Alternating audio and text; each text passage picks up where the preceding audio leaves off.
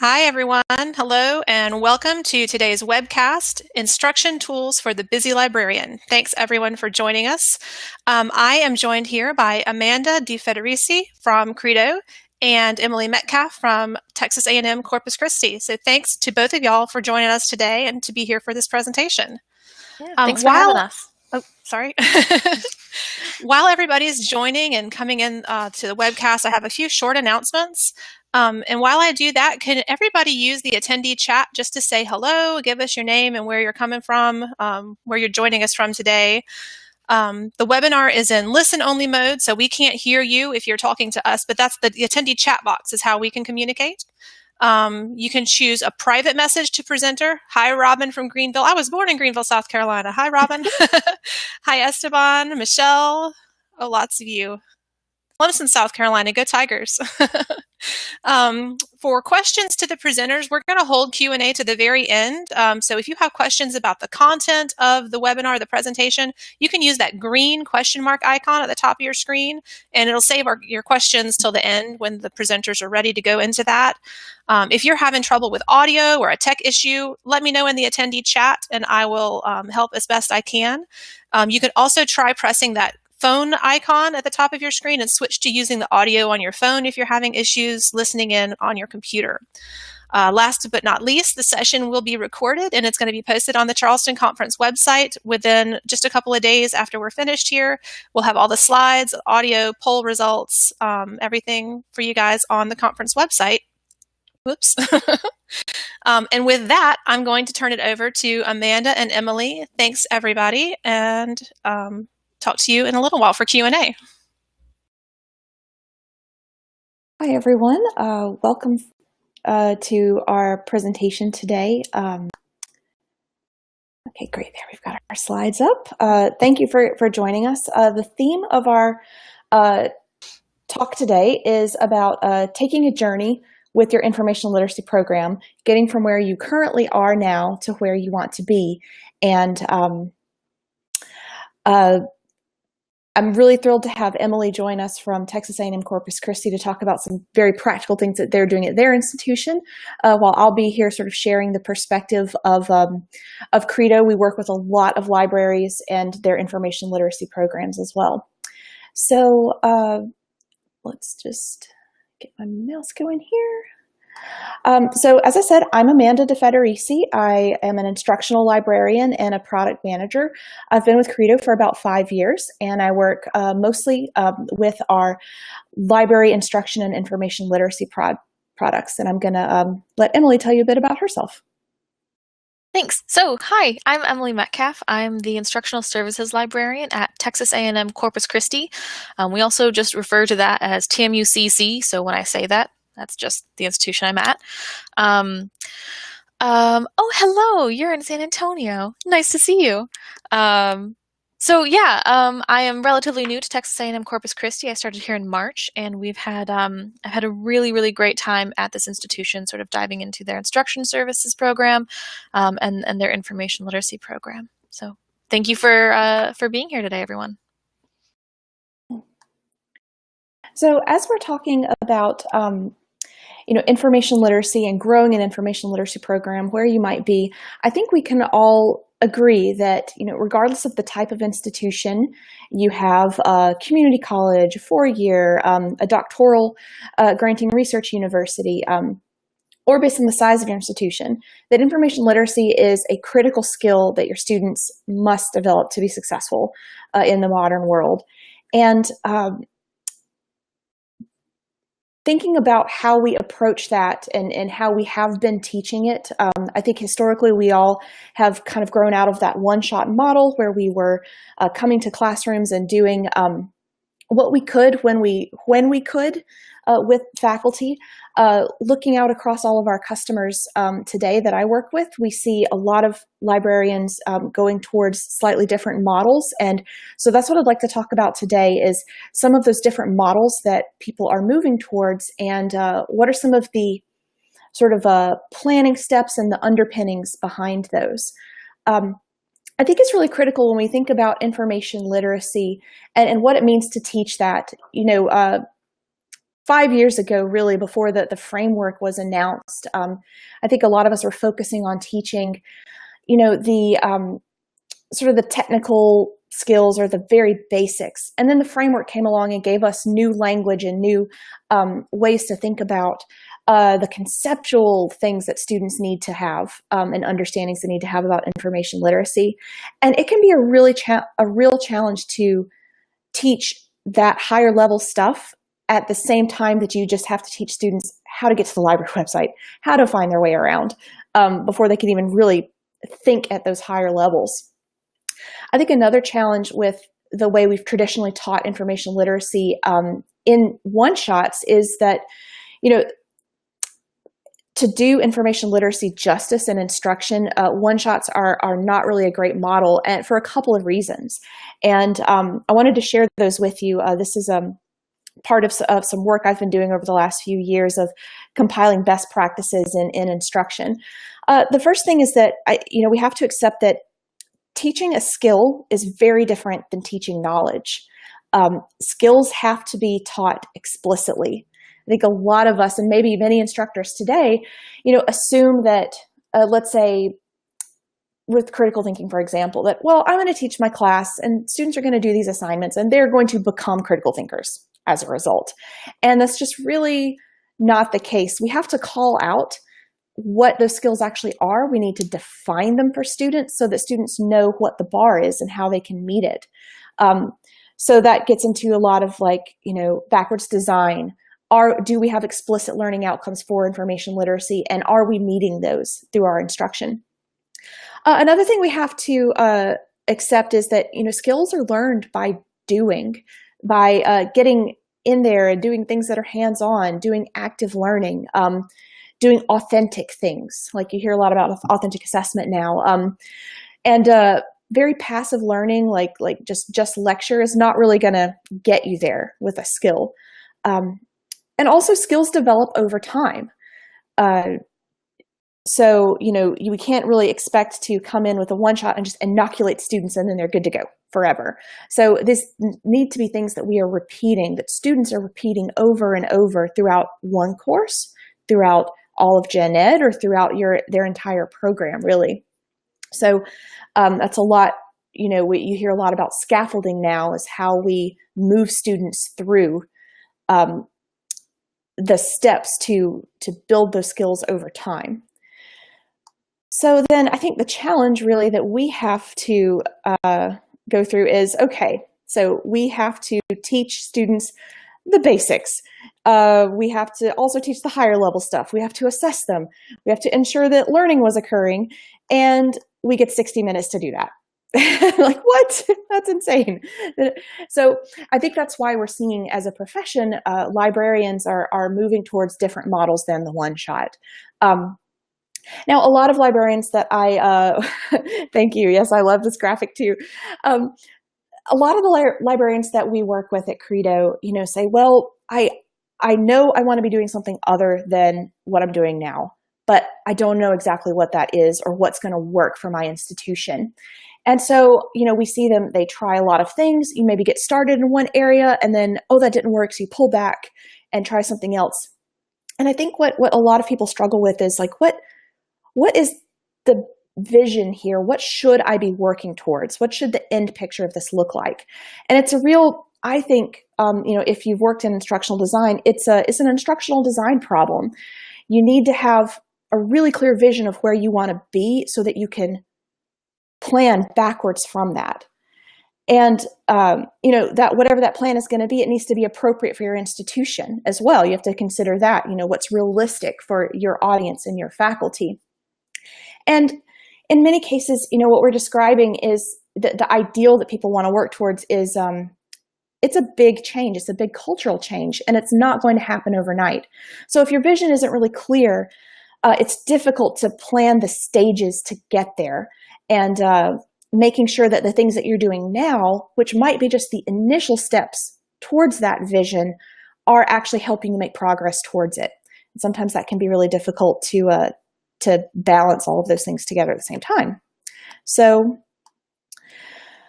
I wanted to share this with you. I was doing some research about a year or so ago and ran across this great article. It was actually from a medical library type publication. I don't have the citation right off the tip of my tongue, but in it they were describing a program for information literacy where students were taught very simple concepts of information literacy in their early years. And then those concepts were repeated every year. And so they're getting the repetition of those skills. And each year, what they were taught became more complex and it was more expanded. So, in your freshman courses, you're just doing the basics. By your senior year, you're doing some really high level, very self-directed research with, almost what you might expect from like a graduate student to be able to do. But that's possible because information literacy was infused in this curriculum and it was scaffolded throughout. So the students got that repetition, they got the hands-on practice, and were able to do some really interesting things. And, because of this, the librarians were much more embedded in the classes, which is a trend we definitely see happening. And the librarians were also participating in assignment design or even in course design, helping instructors do that kind of work to really reimagine their classes with information literacy as a key component. And it seems to me that, if you go to conferences and you listen to what other librarians are doing, that this seems to be the path we're on as a profession towards something like this. Now, this may be your, vision of what you'd like to do with your program. It may not, and that's fine. I think any variation of this is really okay. This is just one vision. But it does seem to be the trend of where we're moving. So I wanted to do a quick poll now just to see, let's take stock of where we currently are. Really, you can only choose one selection. So just think about what is the primary vehicle that you're using now for your information literacy program. If you want to select other, please put that in the chat. We'll take a look at those. I'll leave the poll open for just another couple seconds.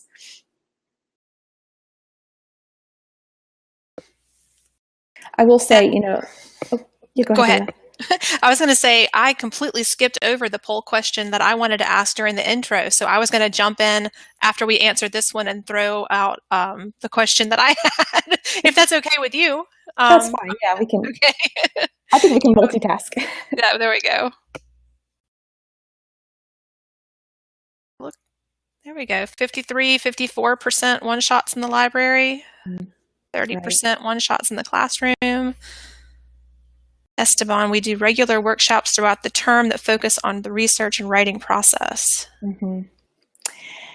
Yeah, and I saw some people saying embedded as well. Embedded, yep. Right. So, this is, I'm going to go ahead and close the poll then, and Leah, okay. You can go ahead and start yours while I'm kind of talking. No worries. Yeah. I think that's very common. Everyone that we work with certainly is even if they are embedded in a program, they are still doing a ton of work of one-shots, and it makes sense, right? Because they're quick, mm-hmm. they're easy, they're low effort on the part of the instructor. Mm-hmm. Dawn is an instructional designer. That's what the other was. Thank you for letting us know, Dawn. 63% instruction and reference librarian, 17% library administration, 11%, 10% librarian other, 6% vendor, 1% other, administration and reference instruction. The only librarian at my library and the director.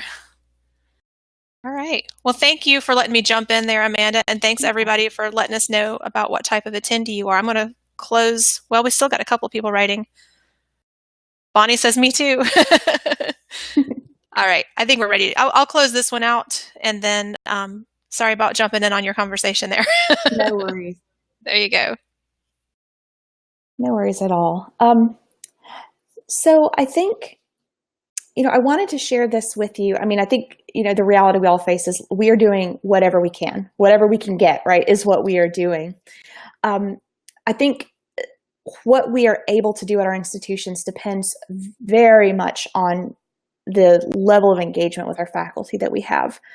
And I've collected this from some of trends that we've seen with our with the libraries that I work with, and at lower level, let's say if you felt that you had lower levels of engagement with your faculty, you might still be stuck primarily doing one-shots or just doing one-off workshops here and there. When we start to see librarians who feel like their faculty are more engaged, like at maybe a medium level, that's where you see more embedded librarianship happening. And you might see things like assignment design support. So information literacy is scaffolded throughout a course or throughout an assignment.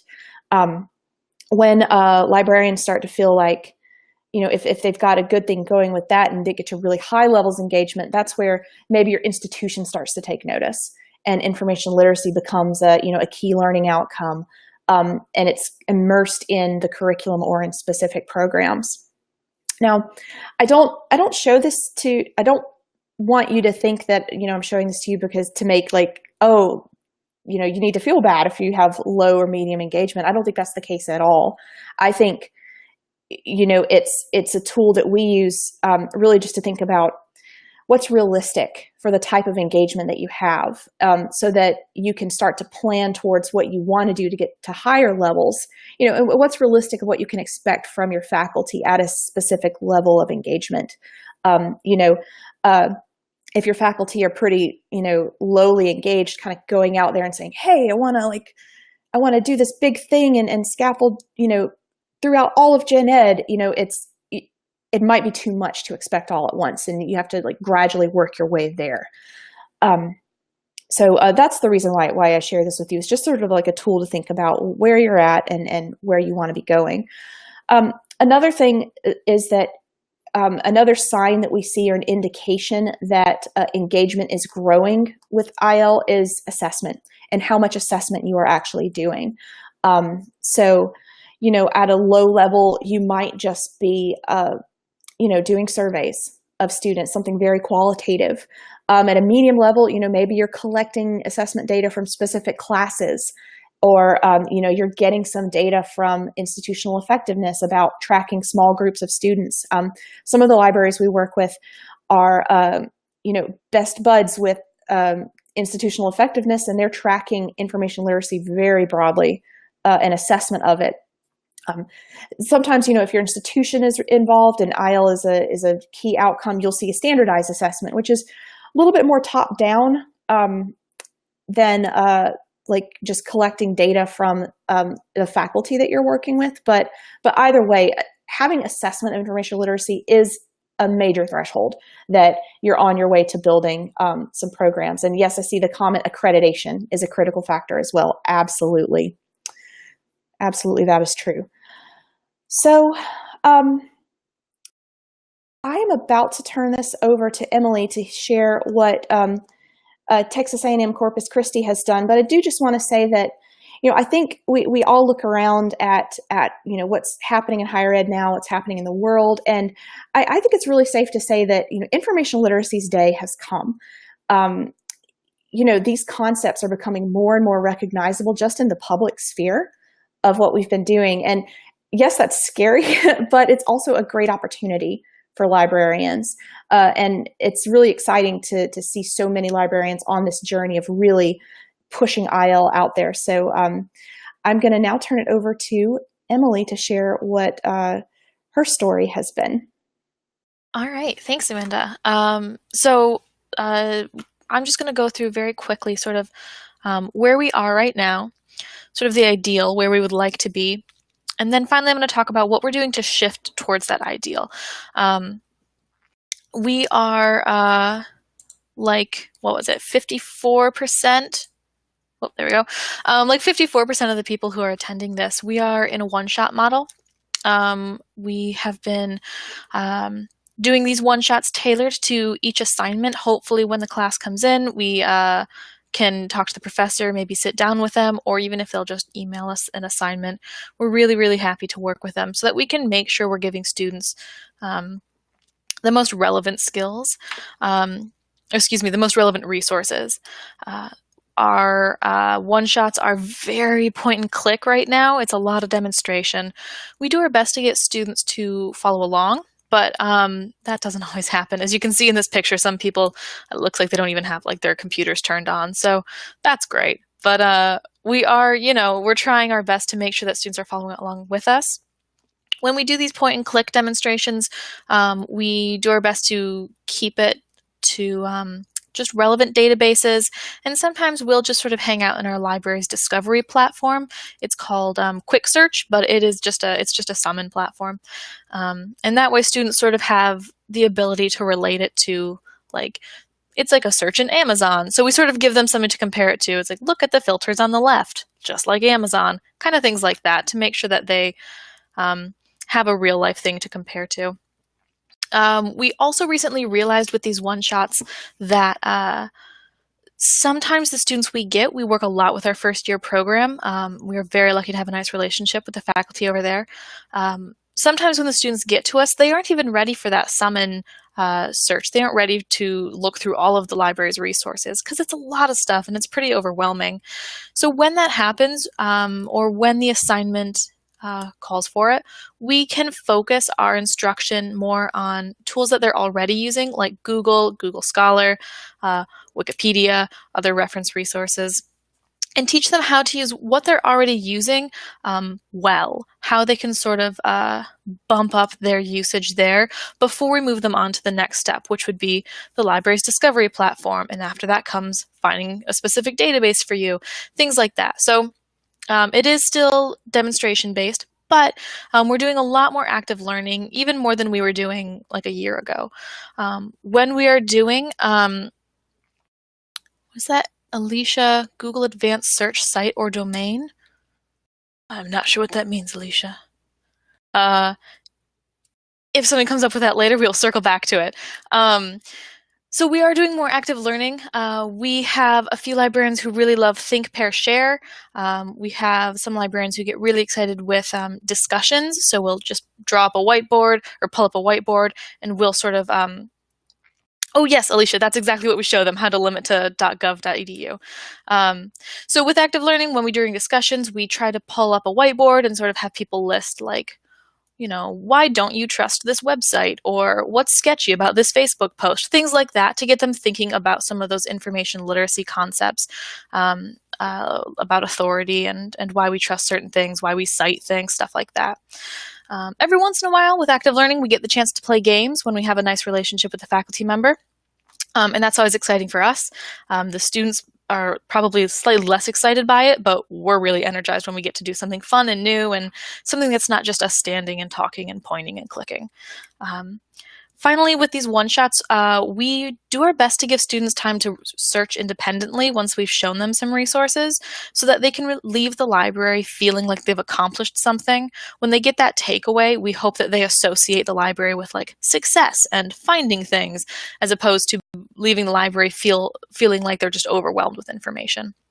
So when Amanda said, she said, you have all of this to do in 60 minutes, our classes here are about 50 minutes usually, and we try to give students 15 minutes to research. So we're trying to cover a lot of ground in about 35 minutes.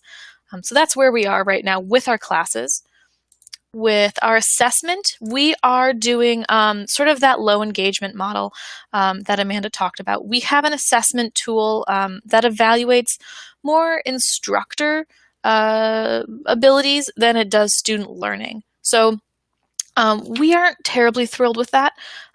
We also aren't great at remembering to use it, if I'm being completely honest. So our new goal this year is to get 30% of the classes we teach to fill out this survey. I'm not sure if we're going to hit it this semester. I know I've forgotten about the survey several times.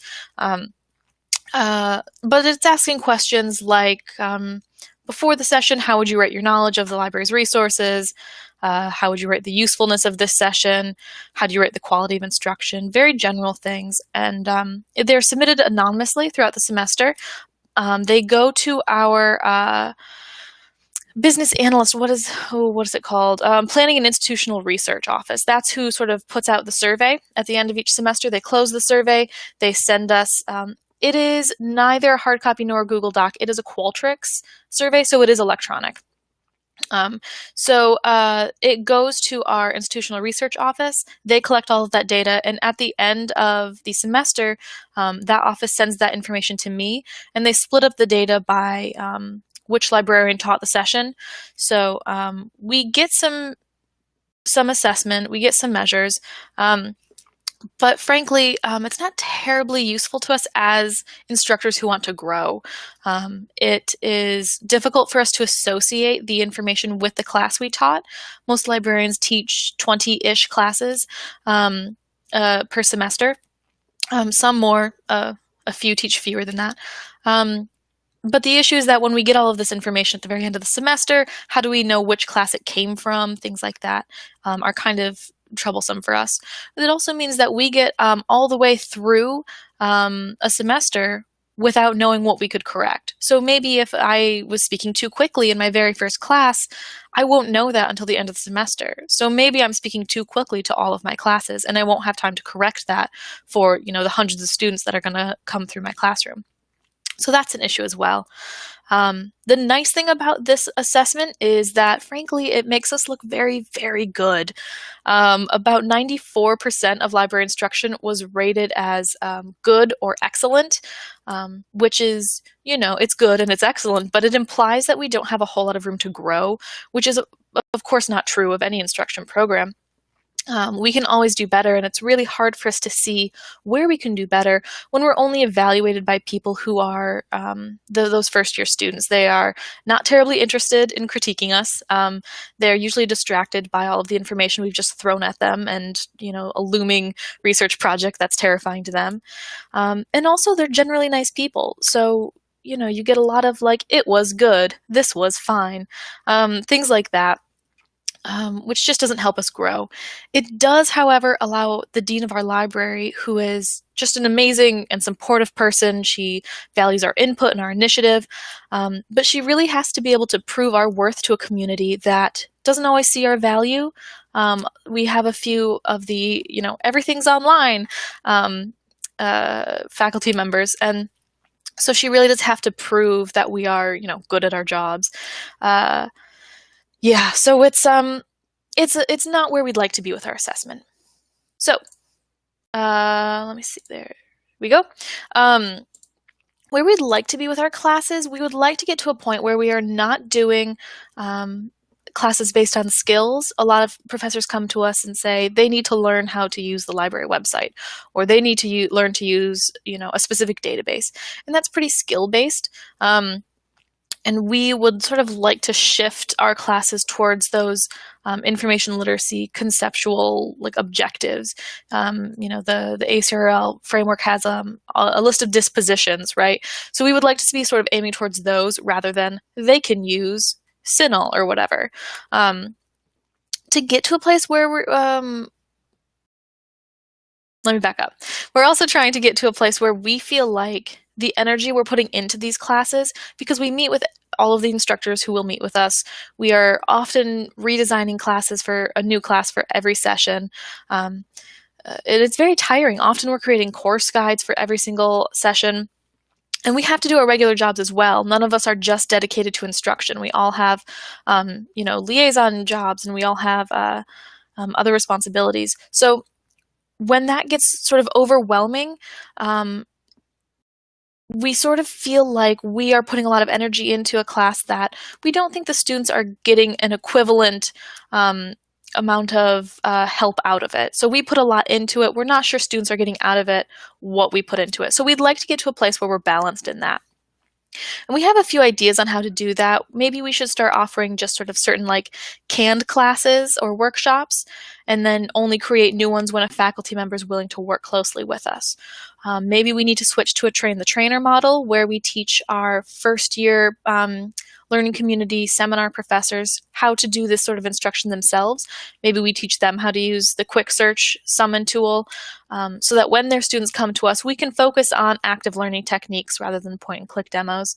Or maybe we need a credit-bearing course. That is something that has been tossed around a little bit as something that maybe that's a solution to this issue that we're facing. So that's where we'd like to be with the classes. With assessment, we would like to get to a point where we are measuring students' learning rather than our delivery. We also want to, as best as we can, keep the burden off of students and faculty. So right now we're giving them one survey. If we gave them 2 surveys, it sort of feels like we're putting more work on them than they would be willing to do. So we need to sort of figure out a way to accomplish 2 birds with one stone kind of a deal. We'd also like our assessment tools to become formalized or regulated a little bit. We pull certain numbers, a lot of numbers, on instruction and even on our reference materials. We pull those for annual reports or when we're asked to, but we don't intentionally look at that information literacy tool or that class to see sort of if we're meeting certain goals. We don't necessarily set certain goals that are measurable. So that's something we're working towards as well, trying to get to a place where we know if we have met our goals, if we know we have accomplished something. We want to feel like we're not just collecting everything. We want to feel like we are collecting something intentionally and reporting it intentionally. So as you can kind of hear, our problems are the same that every library faces. We have too few instructors. We have not enough time to either develop a course or create on-demand tutorials, or even teach all of the classes that are being requested. We haven't had to turn anyone away this year, but that has happened in the past. We really want to avoid that. So what are we doing to get there? How are we trying to fix this problem? One of the ways that we're doing that with our instruction is, like I said earlier, incorporating way more active learning, even than just a year ago. A year ago, 2 years ago, and even earlier, it was just demonstration, and we could take up in the entire 50 minutes doing demonstrations. But that's not where we want to be. We want students, like I said, to get that we want them to get something like a very concrete, I got my source, or I got this citation, things like that. So when they leave the library, they feel that sense of accomplishment. So with our in-class instruction, we've pulled back from the demonstrations, and we have tried to incorporate much more time for students to search on their own, at least 15 minutes if we can give it to them. Like I said earlier, a lot of think, pair, shares going on. We have discussions and games when we can make it work. We are doing more and more of that in a nice way. We have just started putting whiteboards permanently in our computer labs. We are working with faculty to create games that prompt discussions about why peer review is what's being asked for, or why you wouldn't trust this source, just to sort of force students to engage with us a little bit. Because every once in a while, when you're going on a whole rambly thing about what peer review is and why we use it, those eyes just sort of glaze right over, and you're not being effective. So that's what we're trying to do with our instruction. We're building in more time for searching, for independent searching, and we're building more time for active learning techniques. We're also putting some of our instruction online, which is on the slide, and I will talk about that in just a minute. But first I want to talk about how we are moving towards an assessment that we're happier with. We have sort of taken it into our own hands. Like I said, not all of us are super fond of the assessment model we have right now. So to take it into our own hands, we're doing some people do 1-minute papers, which is a model that I like. And just at the end of class, we ask, what's one thing you learned today? Or what are the questions you have left for us? Things like that. And sometimes if before the class, we can get a professor to send us what are the questions your students have for us, to make sure we're answering those questions in the session. That gives us almost like a preemptive assessment that we can sort of build off of. So we do some little writing exercises sometimes like that.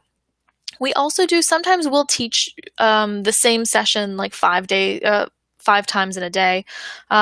So when things like that happen, we'd like to check in with the faculty members in between those sessions, just so we can make sure we're on track. And so, if they're sitting in the back of the classroom, they can see all of the computers that their students are working at. So we can say, did I lose anyone? Where did I lose them? Do you think this tool is too complex for where they're at? Do you think this is relevant? Stuff like that. So it's pretty informal, but it does let us sort of immediately tailor our instruction the way that our assessment survey does not right now. And finally, we make ourselves much more we have been making ourselves much more accessible to students recently. With every course guide we make, we put either our profile on there or the profile of that subject's liaison. So every once in a while, we don't have, things don't line up quite right, and I will teach like a music class, even though that's not my subject area. So I would put up the music librarian's contact information on that course guide. Or we have, if we use handouts, then we'll put our contact information on those handouts. And though we don't track it regularly, we can see that our reference questions sort of taper off once we stop teaching courses. So that's about mid-October. So when we're able to see that that's at least effective. So even if the students aren't remembering anything that we showed them, we know that they're at least remembering how to find us. And that's really the most important part of this, I think. So that is a way that we're assessing our effectiveness, at least at communicating where to find us. So we're also moving, like I said earlier, we're moving to some non-class instruction models. One of the ways we're doing that is by shifting towards LibGuides. So we already have a lot of LibGuides. Some are course guides, some are just research guides that are for specific subjects. But we just this summer created a LibGuide. We created 2 parallel LibGuides, both sort of focused on information literacy. One of them is geared towards faculty members, where we are putting out a lot of tools like lots of videos on sort of the information literacy concepts. A lot of those we're pulling heavily from Credo View, which Amanda can talk more about if anyone's interested. We're also pulling from some videos that librarians and other educators have created and put under like a CC BY license. And we're hoping, we have a lot of lesson plans on that LibGuide, so from ACRL Sandbox or from Cora, sometimes from Merlot, but I'm not super fond of that one, to be honest. So we have a lot of things out there for faculty members when they think, I want to teach about authority. How do I do that? How have other people do that? How has other people done that? They can go to this LibGuide and they can sort of see what's been tried and sort of see the reviews. Since this is the first semester it's been live, at the end of the semester I'm really hoping to grab some faculty members' lesson plans and some librarian lesson plans and put those up on that LibGuide so that everyone can sort of see what's going on this campus, what's working, what's not working, who can I talk to, who can I collaborate with. And we have a sort of corresponding LibGuide for students. Right now we're calling it research skills. We have some faculty members who are not into the word skills. So Jennifer, if you want to see our LibGuides, you can go to guides.tamucc.edu, and there's a whole long list of all of our LibGuides there. So on this research skills LibGuide for students, we have sort of a similar setup. We have a lot of videos, again, heavily pulling from Credo View and from other librarians and educators' videos. And those we pull videos for this LibGuide not based on information literacy concepts, but more on the practical application of those. So we don't have a video on research as inquiry, but we have videos on like how to turn a topic into a research question, how to reevaluate that research question throughout the process. And we don't talk about scholarship as conversation, but we talk about why we cite our sources or how to use the reference list of your good source to find more. So hopefully the students are going to find that a little easier to sort of understand the LibGuides. Yes, I can share those LibGuides at the end, Bonnie. So hopefully students are seeing the practical application of these concepts in their real life, in their research. If nothing else, how they can use them to finish an assignment. Also on that LibGuide, we have some click-through tutorials. I saw a webinar from the Central Carolina Community College. They demonstrated a tool called H5P, and you can check it out at h5p.org. And those are open tools where you can click through and you can sort of maybe watch a video, the video pauses, and you have to answer like a true or false question, or you have to, read a little bit about the crap evaluation test, right? And then you can do a little click and drag. Do you trust this authority? Drop it here. Do you trust this authority? Drop it over here. Kind of a little more interactive than just a video. So we like using those as well. We're also doing video tutorials. on a few of the skills that we get asked about the most. So we have one on quick search, which is our discovery platform, what we call it. We have one on how to know if you need interlibrary loan, and then how to request things through interlibrary loan. We have one on how to connect the library's resources to Google Scholar when you're off campus, so that's one that people are fond of. We're working on one with Zotero as well. That's sort of our favorite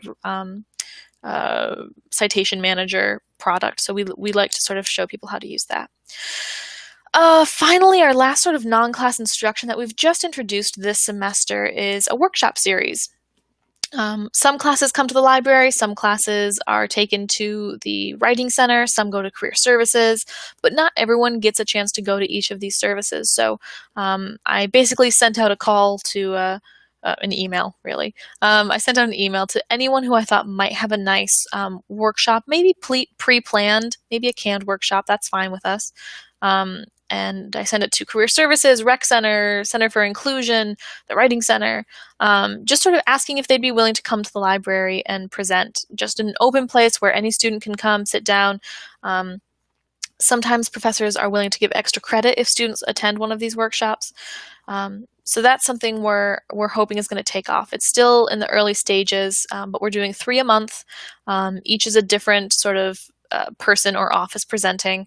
So we're hoping that that's going to take off as well and help students out with those sort of things that they might not be getting anywhere else. If they aren't required to go to the Writing Center, then they probably won't. So they can come here, they're already in the library, and they can just sort of sit down and maybe sort of just bump into this workshop by accident would be fine with us, even if they don't hear about us through our marketing techniques. So the way we're assessing these non-class tools, we're tracking our LibGuide views and clicks, and we're tracking our YouTube views as well.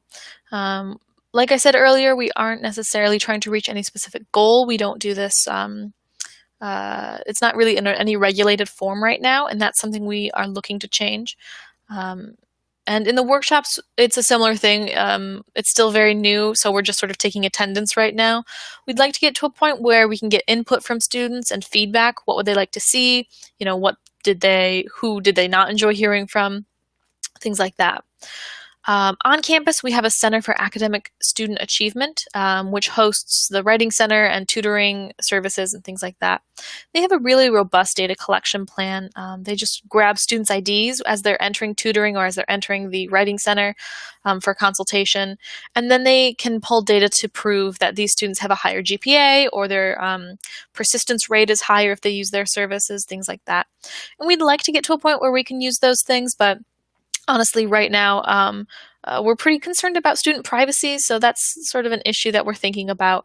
But we're tossing around that idea, and we'd like to get to a point where we can sort of report out our use and prove that it is helping students and it is helping our university as well. So oops, I never changed that, did I? Okay, so there's our assessment. Sorry about that, guys. So we are trying to improve our own instruction as well. The way that we're going about doing that is over the summer, decided to host we decided to host 2 instruction retreats. So most of our librarians do instruction. So it was just sort of a chance for us to pull out. We took 2 mornings, and the first morning we worked on curriculum mapping, and that's what this image is here. You can see my sort of draft of a curriculum map for our health sciences program. And this is sort of allowing us to more effectively target classes with research components. So if we haven't reached a class yet, we can look at why that is. We can reach out to that professor, and it sort of allows us to branch out into more upper level courses. We don't want to abandon our first year program at all. We really love working with them, but that's sort of where the big majority of our classes are coming from first year program right now. And that's awesome, but like I said earlier, they sometimes aren't ready to learn about library resources. Sometimes they just need to know how to use Google effectively. So we'd like to get to a point where we can use curriculum mapping to stagger or scaffold our instruction. So curriculum mapping helps us do that. The other instruction retreat we had was based on backward design, which is sort of the dream, right? We want to be able to start with objectives and work backwards to a lesson plan. We don't always have the time right now, but with this instruction retreat, we created some worksheets, which might sound a little juvenile, but it helps you sort of organize. It helps you plan things out. So that you can sort of start with those objectives, work with your faculty member, and work till you get to a place where you're happy with the class you've imagined. We'd also like to start maybe a monthly, I would like it to be monthly, but at minimum a semesterly meeting of the the librarians who do instruction. So we can sort of talk about our experiences, talk about what's going well, what isn't going well, where are we stuck, so that we can sort of learn from each other's experiences, and also sort of eliminate some of the isolation we might feel, since we are all in different departments and we all have other job descriptions that are not just instruction. Sometimes it feels like we're sort of on our own little island, so I'd like to be able to change that. Next, I have just a little poll just to see what are folks out there doing. What are you doing to assess your instruction? And again, this is sort of a primary thing. So if Leah could pull, oh, there it is. Look at that. Go ahead and let me know what you're doing to assess things.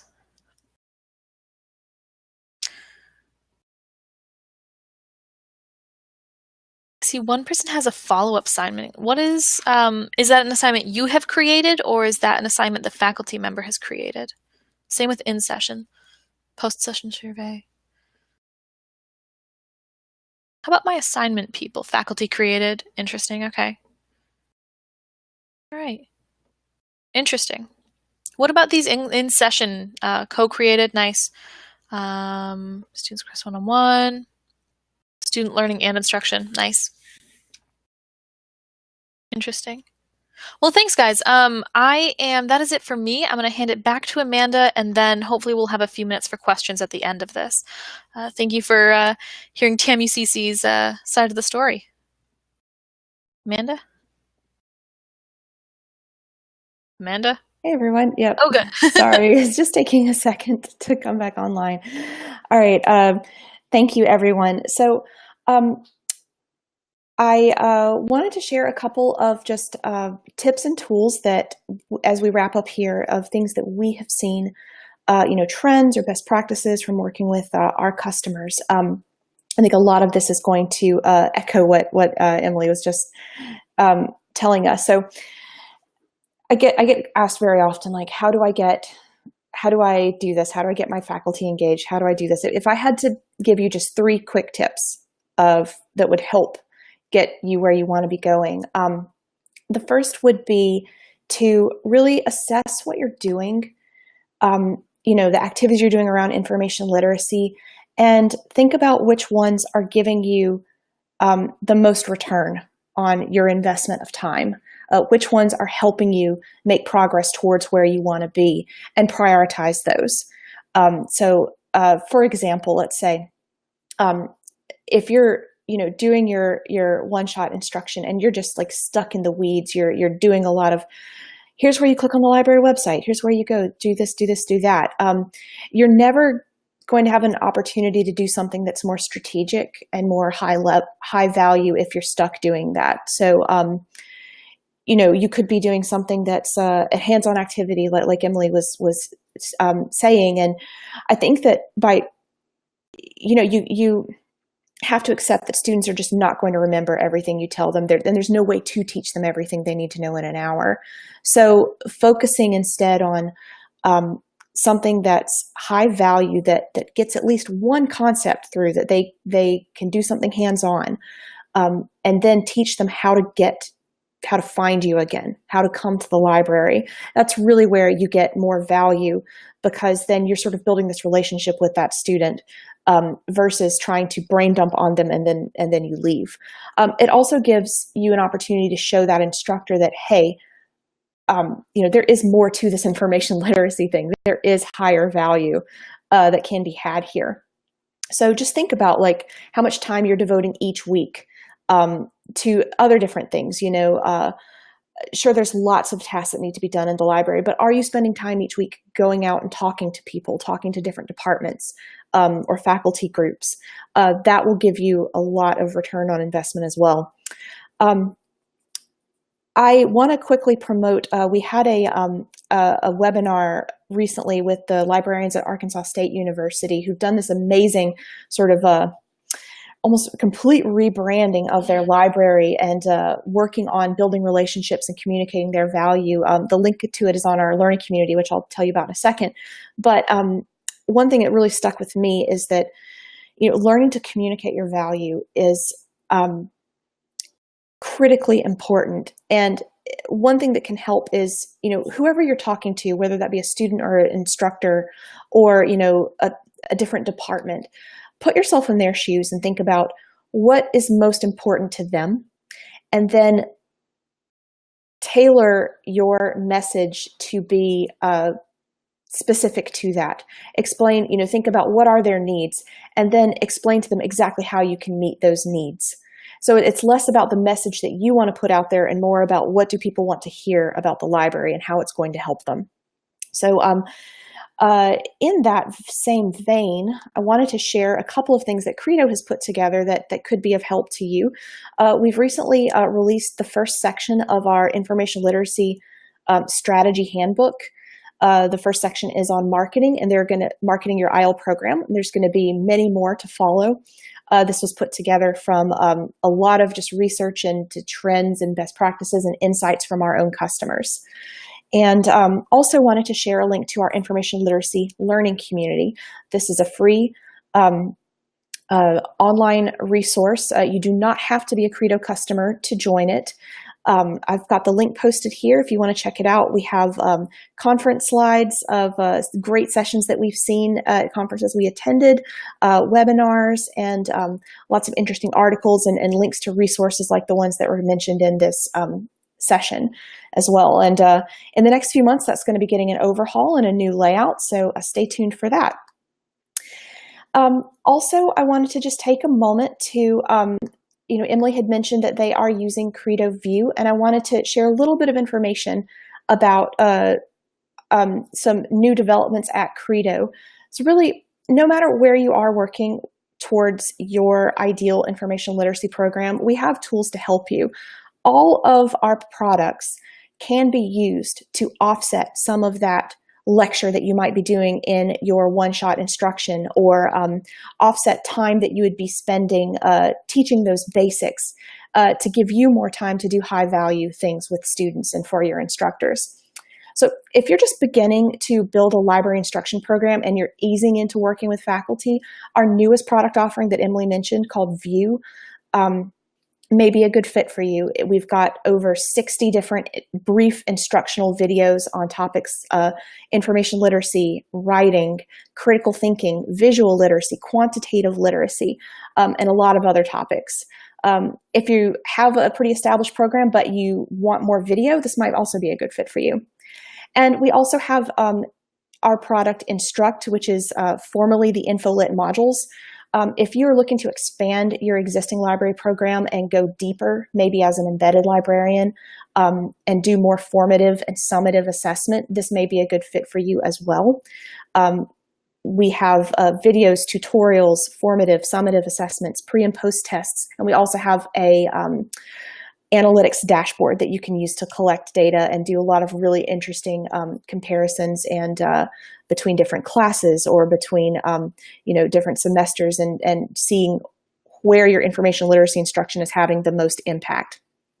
And lastly, I of course will mention our Credo Online Reference Service, which is the only publisher-neutral research database, and it's designed to help students start their research with background information. So it's an easy-to-use navigational interface and has instruction tools like our mind map and topic pages, which are just great for helping students, in their first year and also beyond.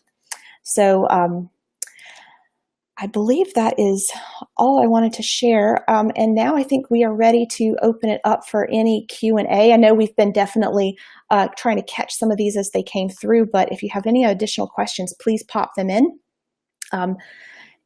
into the chat area, and we will do our best to catch them. I did have a question that came through earlier on the audience Q&A from Sharon. It says, what kinds of games are you developing with faculty to help students figure out what is a good source? So this is probably for Emily, yeah. Yeah. Hi. Sharon, was it? Shannon? Mm-hmm. Sharon.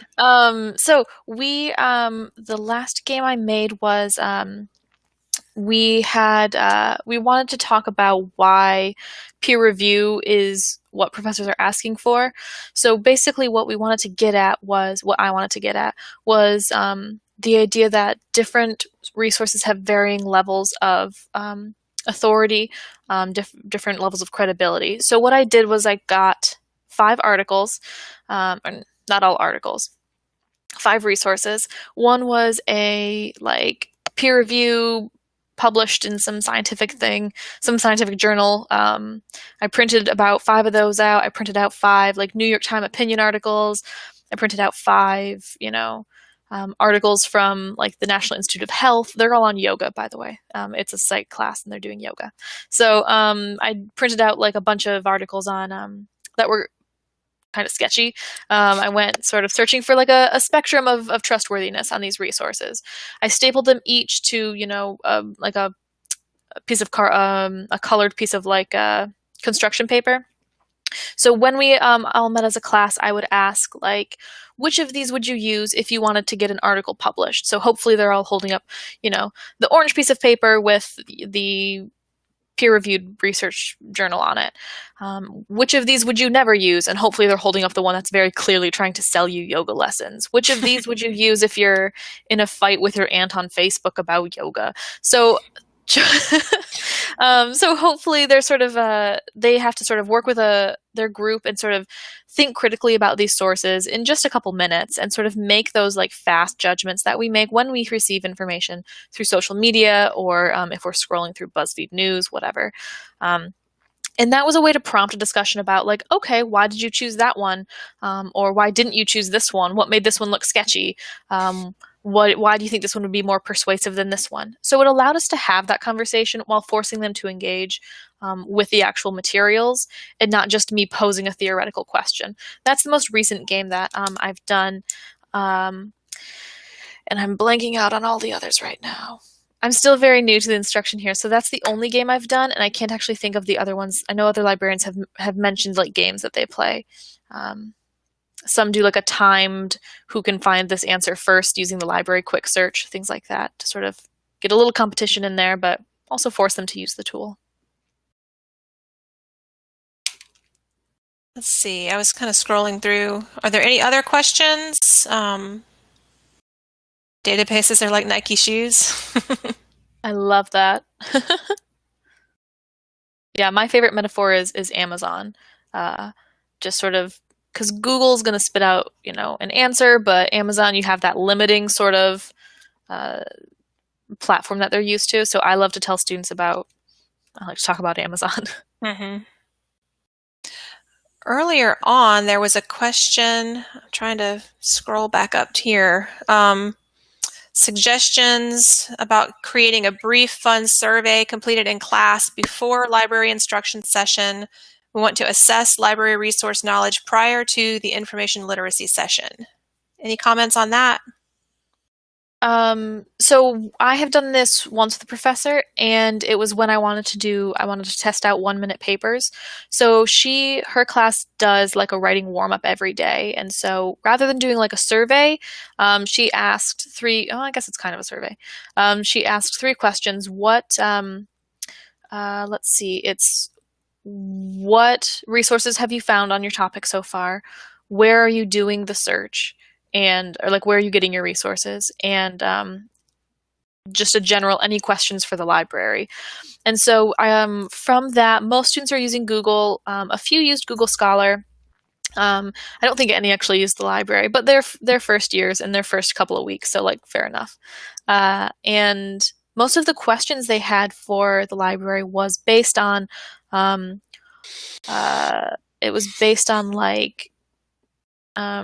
sorry, I heard something out at my reference desk. I got distracted. So most of their questions for the library were based on how to evaluate authority. Like, why should I trust this website but not this website? And that was a really nice jump off point for the class when we started talking about how to use Google and Google Scholar effectively. There was another question or comment I definitely have an issue with getting the faculty involved. I attend department meetings. I am the reference librarian for everyone on campus. We do not have subject librarians. Sometimes I find it difficult to reach everyone and engage the faculty on campus. A lot of them are a little antiquated as well in their methods. So comments on that?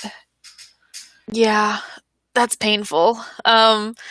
My suggestion on that would be to focus on relationships with one or two faculty members. Get really, really close with them. And then once you sort of have a nice working relationship with them, or maybe start with a department, or maybe start with a major, then I think that sort of gives you something to point to. And I think when you can prove, well, look at their students, they had a library session, or they were required to come to the library, and they all got, C's or higher on their exams.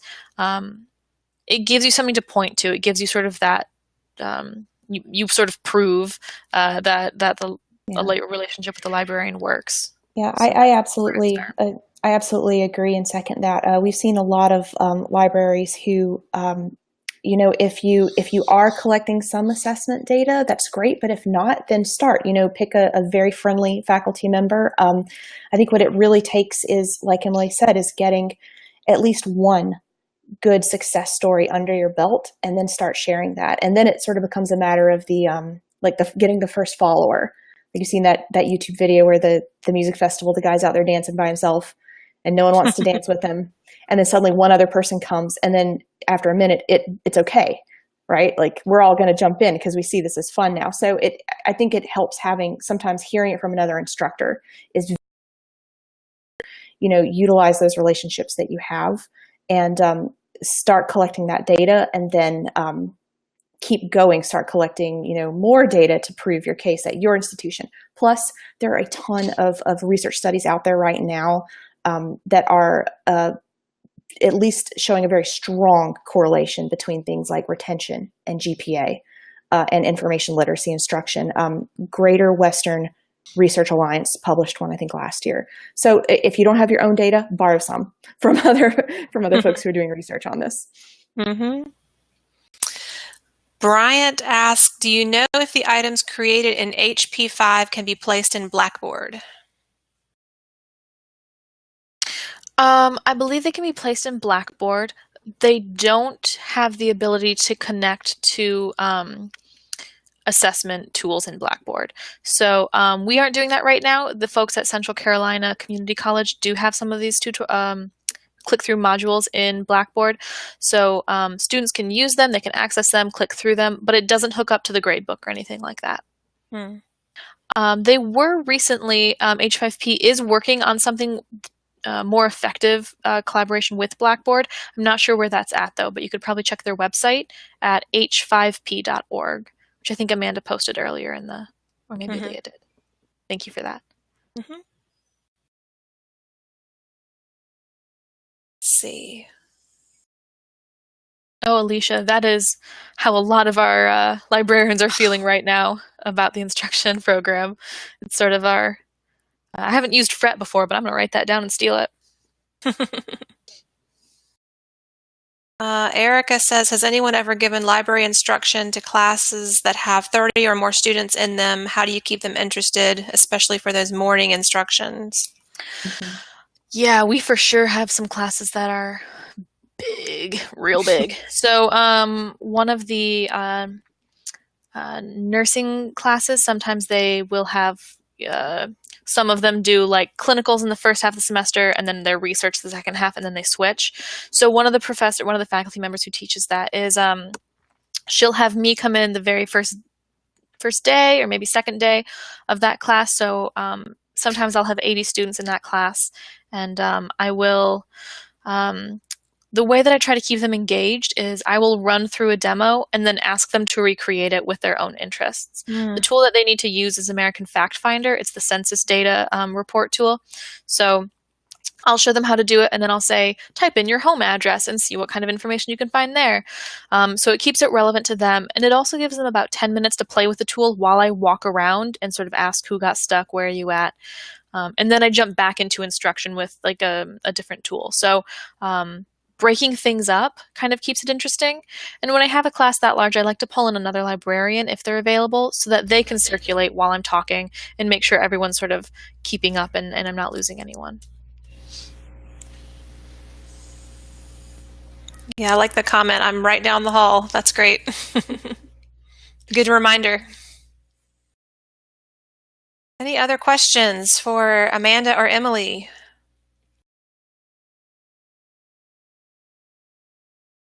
Let's see. Is the hard data or assessments possible to get even if you're doing one-shot instruction? How can one tell if the one-shots are really helping? Would I simply need to partner with one faculty member and work out a course curriculum that includes the library to collect this data? I don't think you even need to do a whole course curriculum, to be honest. I think if you have a good faculty partner who's just willing to do one assignment and help, let you help them redesign that assignment or maybe scaffold it, and then compare that to what they were getting from students the semester before. I think that would be a good sort of small scale way to start. And I think at TAMUCC, we're just doing one-shots, we're mostly doing one-shots. And the assessment that we use is a survey. I think we need to alter that survey so that we include not just that instructor evaluation, but the learning evaluation as well. So I think if we can sort of alter it, ask some different questions, phrase things a little differently, and leave things sort of more open-ended in a few questions, that would be a way for us to really get that assessment for one-shots, and if we can make it general enough, then it's something that we can apply to all of our classes and sort of hopefully get some data about those one-shots, hopefully get some hard data, some numbers, as well as something softer, some comments and things like that. I didn't work, I came here too late for this, but when they were creating the Qualtrics survey that we use for assessment, our librarians worked closely with the institutional research office so that they were able to sort of get that survey design expertise that we didn't have at the time. So I'd recommend looking into that if your institution has something like that, or a business analyst or someone like that. That's great. Thank you. Well, I just realized we've slightly gone over on our time here, but this has been a really great discussion, good Q&A. So I think I'm sorry for going over, but thank you for all of your questions. And thank you so much to Amanda and Emily both for presenting and being here. Thanks to Credo for sponsoring the webcast. This session, as I mentioned earlier, is being recorded. We're going to post it on the conference website along with the slides and contact information for more questions. And you can always reach out by email to any of us. I'm Leah at charlestonlibraryconference.com. Thanks again to all of you and have a great afternoon. Bye. Thanks, everybody. Bye.